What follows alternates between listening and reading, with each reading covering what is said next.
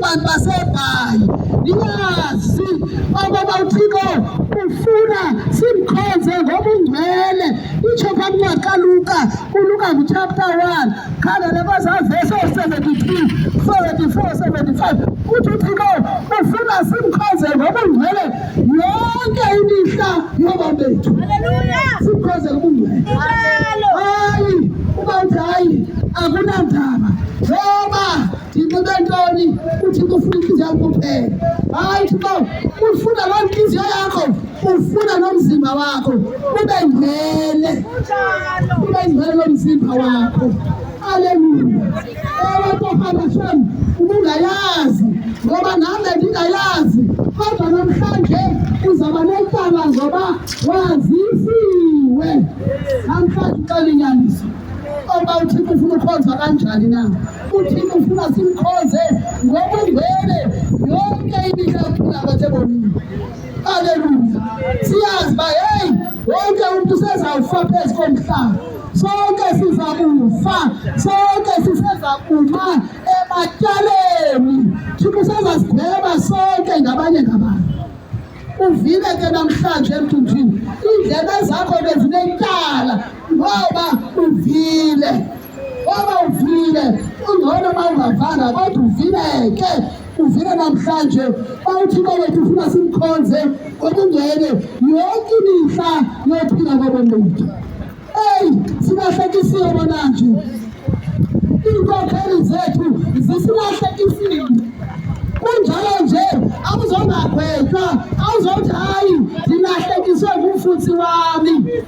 Uzawubuza uThixo yena utheni ke mntanam ubungabuzi kumtheni.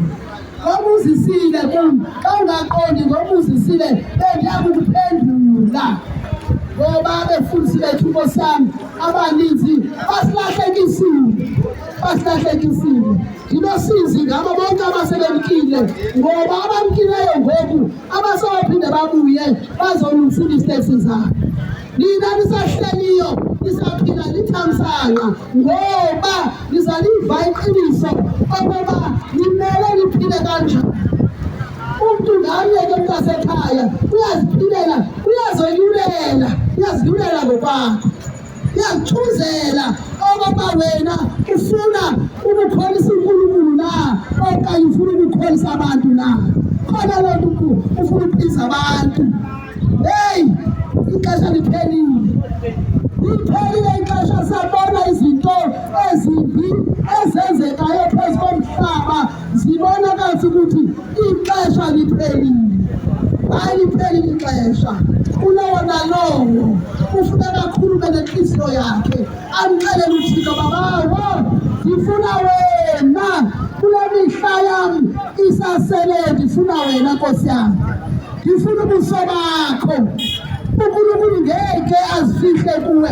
Xa ufuna ngenene ngenyaniso uzazikhila kuwe, uzaziveza kuwe. Bantwana basekhaya ixesha liphelile, uYesu uyabuya. Abanye bathi kudala kwathiwa lo Yesu uyabuya. Koze pelini lo Yesu akabuye nini? Uyabuya uYesu. Haleluya, uyabuya uYesu. Wonke umuntu ke makazame ukuzilungiselela abuyele kumdali wakhe. Lisekhona ithuba. Uyela kumdali wakho. uYesu ke haleluya uyababiza bonke abantu. Ungakulinge uthi hayi mina ndisemtsha ndisafuna ukudla ubomi. Phela logogo yena uyasishumayeza kodwa yena selekhulile, ugqibile kaloku yena kwiinto zomhlaba. Hayi azipheli into zomhlaba, into zakwenzeka kuzophela wena. Ezomhlaba azipheli zona. Haleluya. Iza kuYesu ke esombiza noma kwethu i-age uyabiza sukuthi hayi nathi funa ukonwaba ndingendenga ngawe gogo. Hayi awuzazi wena uzawuphila ixesha elingakanani.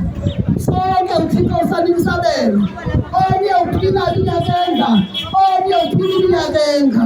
Awuzofika mhlawumbi kule age yami Hlaba uzofika. uYesu ke uyasibiza namhlanje. Uyasibiza. Uthixo wethu uthandile le ndawo yaseDaku. Uyithandile. Akazokhuluma nabantu baseBhayi kulo mhlaba kule ndawo yaseDaku. Haleluya. Ukuze bazi. Haleluya uYesu namhlanje usabiza uthi yozani mina lonke lisindwayo libulaleka imithwalo uthi nakulini kumphumula. uYesu kuyaphumula. uYesu kuyaphumula. Haleluya. uYesu uyayithula imithwalo. Haleluya. Ngoba sinabanye asisalala ebusuku sizihambile indawo sifuna amacebiso kodwa amacebiso akade afike empilweni yethu. uYesu kuphela unyana kaThixo ngoba nguye yedwa owava ubunzima ngenxa yami nawe. Nguye kuphela onosolva iinkinga zakho. Hayi ungayi Nkosiyazi bona bazawuxolisa bathethe leya ngoba nabo ngabantu. Haleluya. Kodwa uThixo osezulwini uzawuxelela inyaniso ngempilo yakho.